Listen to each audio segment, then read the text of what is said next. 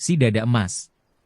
Pada zaman dahulu kala, hiduplah seorang raja yang sangat arif dan seorang permaisuri yang sangat baik hati.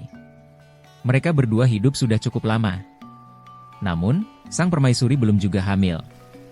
Raja sangat sedih karena tidak punya seorang anak, dan raja sangat bingung jika ia tidak mempunyai anak. Lalu, siapa yang akan meneruskan tahta kerajaan? Mereka berdua sangat kesepian. Suatu hari, raja memanggil dan mengumpulkan seluruh pengawalnya.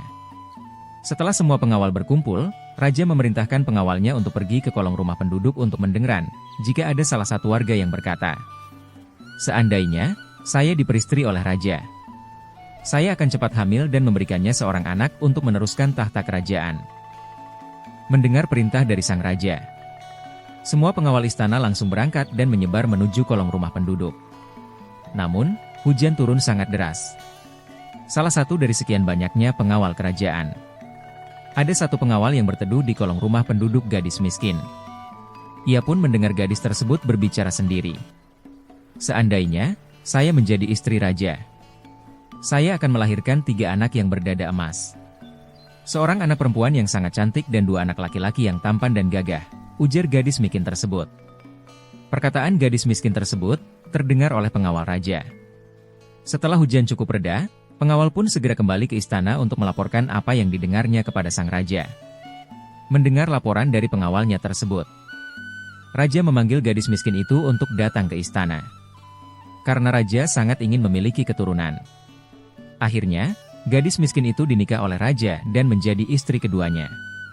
Tidak lama setelah menikah, istri kedua raja akhirnya hamil. Ia pun sangat ingin makan daging seekor rusa. Sang raja pun menuruti semua keinginannya, bahkan untuk mencari daging rusa.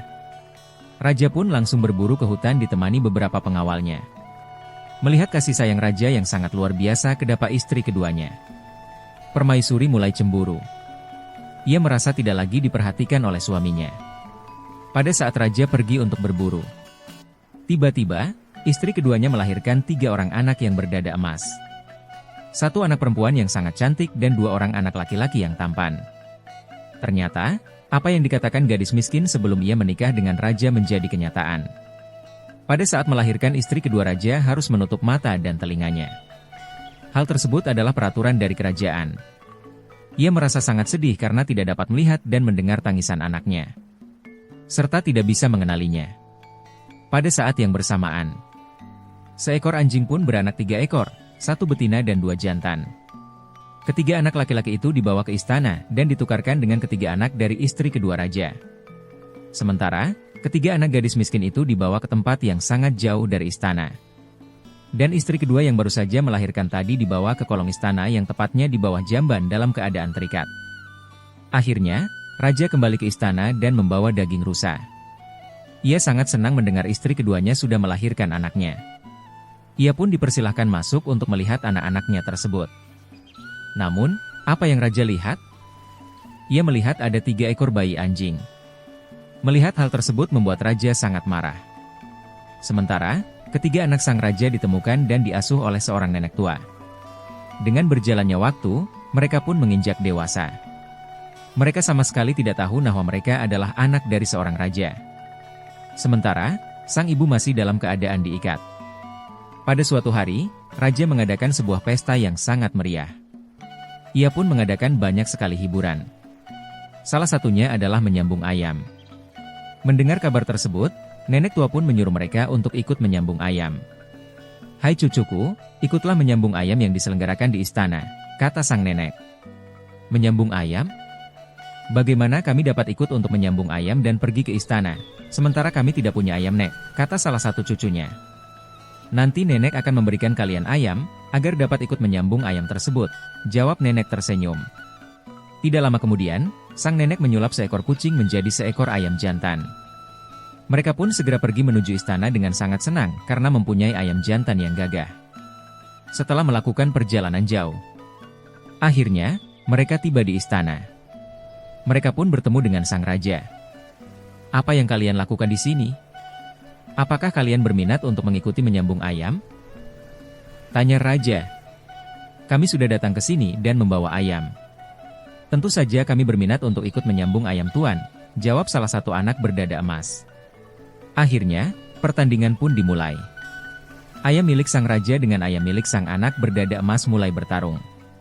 Ayam jantan sang raja terpental sangat jauh oleh ayam sang anak. Akhirnya, mereka memenangkan pertandingan dan membawa pulang sekantong emas. Melihat ketiga anak yang berdada emas tersebut, permaisuri merasa ketakutan. Sementara, raja sangat penasaran karena kekalahannya oleh ketiga anak remaja. Sebelum mereka pulang, raja berkata untuk datang ke kerajaan keesokan harinya untuk menyambung ayam lagi. Setibanya mereka di rumah, mereka menceritakan tentang permainannya kepada sang nenek. Dan menceritakan permintaan raja agar mereka datang keesokan harinya. "Apakah kalian mau menyambung ayam lagi?" tanya nenek. "Iya nek, kami ingin pergi untuk menyambung ayam lagi. Jika menang mendapatkan emas yang banyak untuk kami bawa pulang," jawab anak perempuan berdada emas. Keesokan harinya, mereka bertiga berpamitan untuk pergi ke istana.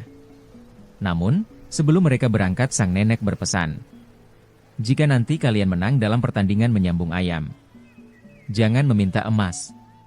Tetapi, mintalah wanita yang sedang diikat di bawah kolong istana yang tepatnya di dekat jamban untuk dibebaskan.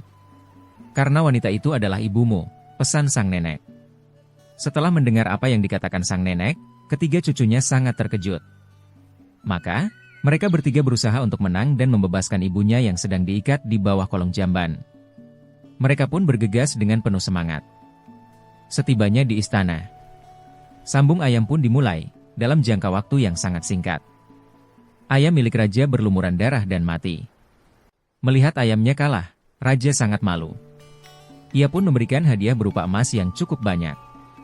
"Kemenangan kali ini kami tidak mengharapkan hadiah uang dan emas. Tetapi, kami meminta agar dibebaskan wanita yang diikat di kolong bawah jamban itu segera," jawab sang anak berdada emas. "Apa yang kalian inginkan dari wanita penipu seperti itu?" tanya raja. "Wanita yang diikat itu adalah ibu kami," jawab si dada emas. Raja sangat terkejut mendengar ucapan anak-anak tersebut. Tidak lama kemudian, muncullah sang nenek dan seekor burung nuri sahabat dari ketiga anak berdada emas. Burung nuri menceritakan tentang beberapa tahun yang lalu saat istri kedua raja melahirkan. Burung nuri terus bercerita. Namun, permaisuri menyuruhnya berhenti untuk menceritakan kepada raja. Ia merasa sangat takut kejahatannya terbongkar. Tetapi, raja menyuruhnya untuk meneruskan ceritanya. Setelah burung nuri menceritakan semuanya, raja tiba-tiba menangis. Karena selama ini ia sudah dibohongi oleh permaisurinya sendiri. Ia merasa sangat bersalah karena membiarkan istri keduanya yang tidak bersalah harus menerima hukuman. Ia pun segera membebaskan serta dimandikan dengan sangat bersih. Ia segera menemui ketiga anaknya dan langsung memeluknya dengan sangat erat. Karena selama ini mereka belum pernah bertemu. Ia pun meminta maaf kepada sang istri dan memeluknya sambil menangis. Raja pun mengetahui yang sebenarnya. Ia pun segera memerintahkan kepada para pengawalnya untuk menangkap dan membawa permaisuri diikat dan ditaruh di bawah kolong jamban. Karena akibat permaisuri yang sudah berperilaku jahat. Pesan moral dari dongeng kerajaan, cerita rakyat si dada emas adalah perlakuan buruk yang dilakukan seseorang akan membuahkan keburukan baginya di masa yang akan datang. Sebaliknya kebaikan walaupun terlihat berat dan sulit akan mendatangkan kebahagiaan di masa yang akan datang. Nantikan kelanjutan cerita-cerita dari kami berikutnya, sampai jumpa.